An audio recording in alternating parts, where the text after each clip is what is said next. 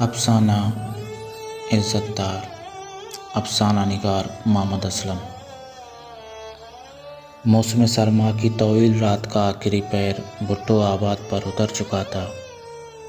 کچی آبادی کے اس بے ترتیب بستی کے بیچوں بیچ ایک کمرے کے مکان میں سوئی 15-16 سالہ نازنین نے میلی کچیلی رضائی میں کروٹ لی۔ چند ثانیے ساکت رہی، پھر رضائی کا ایک پلو منہ سے ہٹا کر نیم و آنکھوں سے کمرے کا جائزہ لیا۔ اس کی ساتھ والی چارپائی ابھی تک کالی تھی۔ اس کی ماں ابھی تک دندے سے نہیں لوٹی تھی۔ نازنین کے پائنتی کی طرف بچھی چارپائی پر اس کا نانا گھسے پٹے کمبل سے منہ نکالے کانس رہا تھا۔ نازنین بستر سے نکل کر جائے ضرور گئی۔ ادھر سے فارغ ہو کر اس نے نلکے پر وضو کیا، نماز پڑھی اور چھوٹے سے صحن میں کیریل کی چھت والی رسوئی میں چائے کے لیے کیتلی جو چولہے پر رکھ دی۔ اس کا نانا جاگ گیا تھا اور اسے اٹھتے ہی ناشتہ کرنے کی عادت تھی۔ ابھی پانی میں ابال نہیں آیا تھا کہ نازنین کی ماں گلابو دندے سے واپس آ گئی۔ وہ لگ بھگ 40 سال کی ایک گوری چٹی عورت تھی۔ اس کے پاؤں میں کالے چمڑے کے سینڈل تھے۔ اس کی شلوار قمیص جگہ جگہ سے مسکی ہوئی تھی۔ اس کے بڑے بڑے ہونٹ پر لپسٹک ماند پڑ چکی تھی۔ اس کی آنکھیں ویران تھیں اور ان کے نیچے ہلکے نمودار ہو رہے تھے۔ اس کے بال بکھرے ہوئے تھے۔ رت جگہ نے اسے تکا دیا اور وہ کمرے میں اپنی پیالہ اور رس نانا کے سامنے رکھے اور اپنے ناشتے کے لیے توے پر روٹی ڈال دی۔ ناشتے سے فارغ ہو کر اس نے کپڑے بدلے، بالوں میں کنگھا کیا، کینوس کا جوتا پہنا اور کپڑے کے تھیلے میں کتابیں کاپیاں ڈال کر آباد سے کچھ دور گزرتی سڑک پر آ کر رکشے کا انتظار کرنے لگی۔ نازنین متناسب قد و قامت کی لڑکی تھی۔ رنگ و روپ اس نے گلابوں سے مستعار لیا تھا۔ وہ 9ویں جماعت کی طالبہ تھی، ہائی اسکول میں پڑھتی تھی۔ وہ جب 2 سال کی تھی تو اس کا شوقین تانگہ بان باپ کشتے کھاتے کھاتے گردوں کے مرض میں مبتلا ہو کر اسے یتیم کر کے چلا گیا۔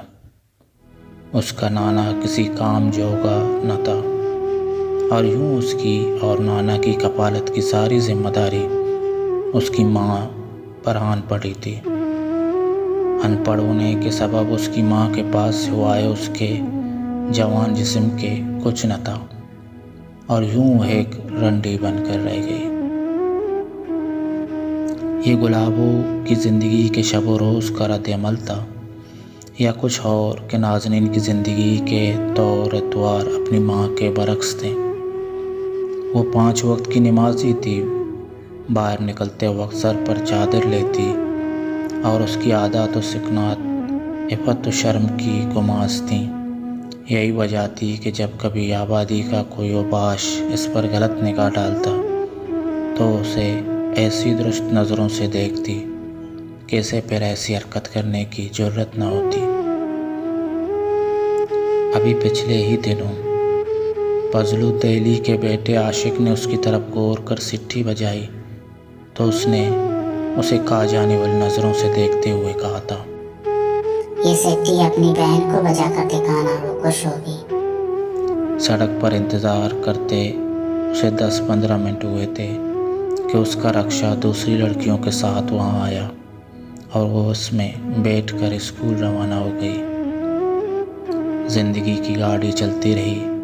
گلابوں کی کمائی سے نازنین کے اسکول کے اخراجات اور گھر کی دال روٹی چل رہی تھی۔ نازنین 9ویں جماعت سے 10ویں جماعت میں آ گئی۔ پھر ایک دن اسکول سے چھٹی سے کچھ دیر پہلے آسمان پر گھٹا گر کے برسی اور دیکھتے ہی دیکھتے جل تل ہو گیا۔ چھٹی کے وقت تک हर तरफ घुटनों घुटनों पानी खड़ा था। वो रक्षे का इंतज़ार करती रही, लेकिन न जाने वो कहाँ मर गया था। उसके साथ जाने वाली बाकी लड़कियों को उनके भाई बाप ले गए और वो वहाँ तना रह गई। उसे समझ नहीं आ रहा था कि वो क्या करे। इतने में उसने देखा कि उसकी क्लास फेलो फजीलत उसकी तरफ आ रही थी। उसका घर स्कूल से थोड़ी ही दूरी पर था। नज़दीक आकर उसने नाज़नीन से कहा, जाते जाते मैंने सोचा कि तुम घर कैसे पहुंचोगी, सो मैं तुम्हें लेने आई हूँ। चलो मेरे साथ, खाना खा लो तो भाई तुम्हें मोटरसाइकिल पर छोड़ आएगा। नाज़नीन फजीलत के साथ चल दी। फजीलत का घर 3 कमरों पर मुश्तमिल था, जहाँ फजीलत अपने वालिदैन और बड़े भाई के साथ रहती थी। खाने से फारिग होकर फजीलत के भाई अमजद ने मोटरसाइकिल निकाली और नाज़नीन उसके पीछे बैठ गई। घर के नज़दीक पहुंचकर मोटरसाइकिल से उतरकर नाज़नीन ने उसका शुक्रिया अदा किया तो दोनों ने पहली बार एक दूसरे की तरफ निगाह भर कर देखा। अमजद 20-22 साल का खुशशक्ल नौजवान था। नाज़नीन का दिल ज़ोर से धड़का और वो घर जाने के लिए मुड़ गई। अगले दिन आधी छुट्टी के वक्त फजीलत ने नाज़नीन के पहलू में चुटकी काटते हुए कहा, तुम अमजद को भा गई हो। नाज़नीन के गाल कानों तक सुर्ख हो गए, लेकिन खामोश रही। खामोश क्यों हो, कुछ तो बोलो। फजीलत ने शरारत भरी निगाहों से उसकी तरफ देखते हुए कहा। तुम्हें अच्छा नहीं लगा? नाज़नीन को खामोश देखकर फजीलत ने पूछा। नहीं, बहुत अच्छे हैं। नाज़नीन ने कहा और एक बार फिर उसके कान सुर्ख हो गए। घर पहुंची तो नाज़नीन ने सैन में अपनी माँ के साथ एक अजनबी को बैठे देखा। अजनबी लगभग माँ की उम्र का था। वो मोटी डील डोल का सांवली रंगत वाला शख्स था। उसने बोस की कमीज़ और सफ़ेद शलवार ज़ेब तन की हुई थी। उसके बाएं हाथ में अंगूठियाँ थीं जिनमें मुख्तलिफ रंगों के पत्थर जुड़े हुए थे और उसने कलाई पर बेशकीमत घड़ी बांध रखी थी। आज आने में इतनी देर क्यों लगा दी? गुलाबों ने नाज़नीन को देखते ही सवाल किया। मैं परेशान हो रही थी। बारिश की वजह से फजीलत के घर में रुक गई थी। रक्षा नहीं आया था। अब कैसे आई हो? गुलाबों ने पूछा। फजीलत का भाई मोटरसाइकिल पर छोड़ गया है। माँ बेटी के दरमियान मुकालमे के वक्त अजनबी नाज़नीन को हरीस नज़रों से देखता रहा। नाज़नीन का जी चाहा कि वो अजनबी का मुंह नोच ले, लेकिन माँ की वजह से खामोश रही। चलो जाओ, कपड़े बदलो। गुलाबों ने नाज़नीन से कहा और नाज़नीन ने कमरे में जाकर दरवाज़ा बंद कर लिया। कपड़े बदल कर वो कमरे से निकली तो अजनबी जा चुका था। शाम को माँ ने नाज़नीन को पास बुलाकर उसे पूछा, तुम्हें खुशी मामद कैसा लगा? कौन खुशी मामद? नाज़नीन ने पूछा। वही जो आज हमारे घर आया था। ये कौन था? नाज़नीन ने फिर सवाल किया। ये हमारे साथ काम करता है। गुलाबों ने बताया। तो मुझे उससे क्या लेना देना? नाज़नीन ने कदरे सख्त लहजे में कहा। वो अपने लिए तुम्हारा रिश्ता मांग रहा है। गुलाबों ने एक ही सांस में कह डाली। अच्छा मालदार है, तुम्हें खुश रखेगा। अम्मी आपको क्या हो गया है? नाज़नीन ने रुआंसी होकर कहा।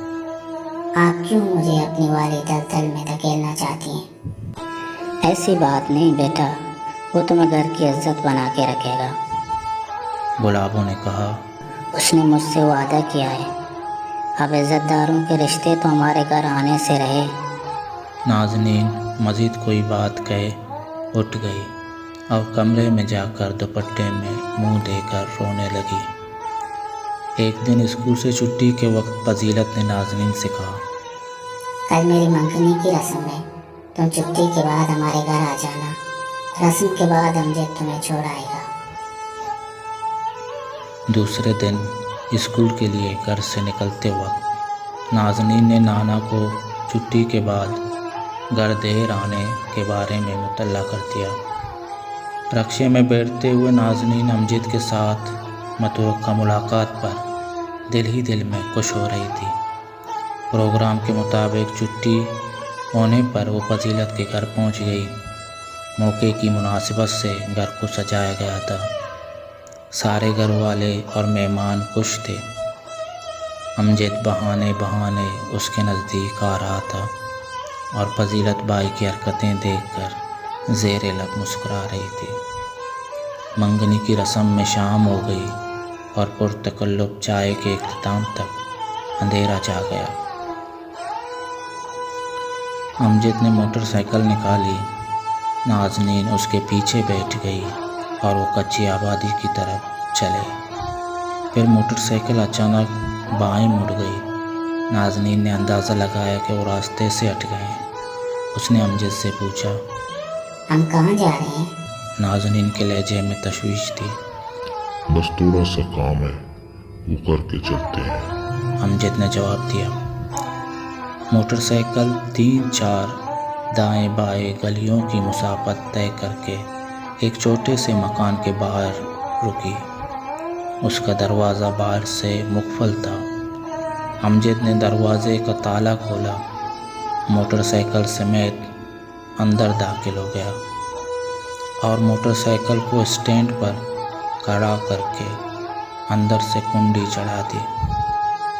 ये आप मुझे कहाँ लाए हैं? नाज़नीन के लहजे में खौफ था। बस यहाँ थोड़ा सा काम है। अमजद नाज़नीन को कलाई से पकड़कर मकान के इकलौते कमरे की तरफ ले जाते हुए बोला। कमरे के दरवाजे को अमजद ने धक्का दिया और वो खुल गया। अंदर दाखिल होते ही दाएं हाथ स्विच ऑन करने पर 50 वाट का बल्ब रोशन हो गया और उसकी रोशनी में कमरे में बड़ा एक पलंग और 2 कुर्सियां पड़ी दिखाई दी। अमजद ने एक हाथ से नाज़नीन की कलाई को ज़्यादा ज़ोर से पकड़ा और दूसरे हाथ से दरवाजे की चिटकिनी चढ़ा दी। अब तक नाज़नीन पर सब आश्कार हो चुका था। वो रो पड़ी और अमजद से कहने लगी, भाई ऐसा ना करें, मैं मर जाऊंगी। तुम जिस तरीके से ताल्लुक़ रखती हो वो मैं जान चुका हूँ। अब रोने या शोर मचाने से कुछ नहीं होगा। और ये कहते हुए उसने उसे पलंग पर गिरा दिया।